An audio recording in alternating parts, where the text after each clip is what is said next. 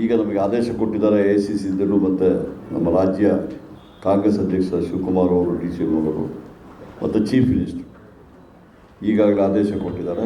ಒಂದು ತಿಂಗಳಿಗೆ ಒಂದು ಬಾರಿ ಆದರೂ ಕಾಂಗ್ರೆಸ್ ಆಫೀಸಿಗೆ ಬಂದು ಏನೆಲ್ಲ ಅಹವಾಲು ಅಲ್ಲಿ ಸ್ವೀಕರಿಸಬೇಕಂತ ಹೇಳಿದ್ದಾರೆ. ಅದರ ಪ್ರಕಾರ ಇವತ್ತು ಬಂದಿದ್ದೀನಿ. ಇದು ನಿರಂತರವಾಗಿ ಆಗ್ತದೆ.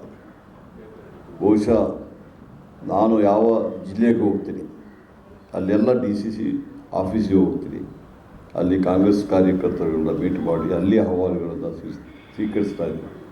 ಅಲ್ಲದೆ ಜಿಲ್ಲಾ ಉಸ್ತುವಾರಿ ಸಚಿವನಾಗಿ ನಮ್ಮ ಮುಖ್ಯಮಂತ್ರಿಗಳ ಆದೇಶ ಪ್ರಕಾರ ಅಲ್ಲಿ ಸಮೇತ ಜನಸ್ಪಂದನ ಕಾರ್ಯಕ್ರಮವನ್ನು ಮಾಡ್ತಾಯಿದ್ದಾರೆ. ನಮ್ಮ ಉದ್ದೇಶ ಇವತ್ತು ಕಾಂಗ್ರೆಸ್ ಪಕ್ಷಕ್ಕೆ ಜನ ಆಶೀರ್ವಾದ ಕೊಟ್ಟಿದ್ದಾರೆ.